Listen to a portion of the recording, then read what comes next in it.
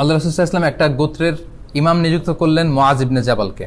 মুআয ইবনে জাবাল উনি এশার নামাজ আল্লাহ রাসূল সাল্লাল্লাহু আলাইহি ওয়াসাল্লামের সাথে জামাতে পড়ে যেয়ে ওখানে ইমামতি করতে যেতেন। তো একদিন উনি এশার নামাজে সূরা বাকারা দিয়ে নামাজ শুরু করলেন। সূরা বাকারা কোরআনের সবচেয়ে বড় সূরা, এটা আমরা জানি তো না? আচ্ছা, কিন্তু ওই এলাকার সাহাবীরা হচ্ছে কৃষক সাহাবী, সারাদিন খেজুর বাগানে কাজ করত। এখন এক সাহাবী সারাদিন কাজ করে এসে নামাজে দাঁড়ায় দেখে কোন সূরা দিয়ে শুরু করছে?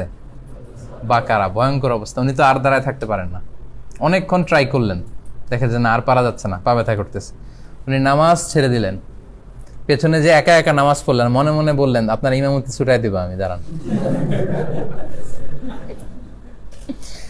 লোকেরা বলল যে মোরতাদ হয়ে গেছে, ইমামকে মানে না। সে বললো আমি সালিস বসাবো, বিচার বসাবো আল্লাহ রাসূলের কাছে। যা বললো তাই করলো। আল্লাহ রাসূলের কাছে যে বললো যে আপনি এমন